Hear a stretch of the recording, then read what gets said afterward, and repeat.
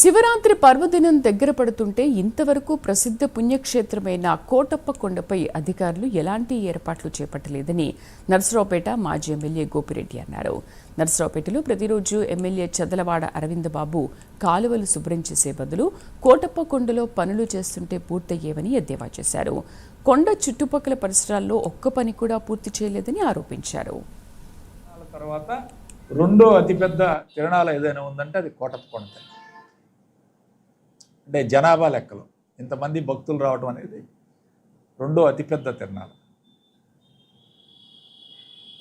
ఏదో చెయ్యాలి కాబట్టి చేస్తున్నాం ఏర్పాట్లు అనే పద్ధతిలో ఉంది, కానీ దాని మీద ప్రత్యేకమైన దృష్టి పెట్టి ఏర్పాట్లు చేసి ఎక్కడా కూడా అసౌకర్యం లేకుండా చేయాలని ఒక పట్టుదల ఎక్కడా కూడా కనిపించడం జరగలేదు. ఓ పట్టుదల లోపం కనిపిస్తుంది ఈరోజు చూస్తూ ఉంటే. ముఖ్యంగా రోడ్లు పరిస్థితి, ఇంతవరకు ఏ రోడ్డు కూడా పనులు ప్రారంభించదు.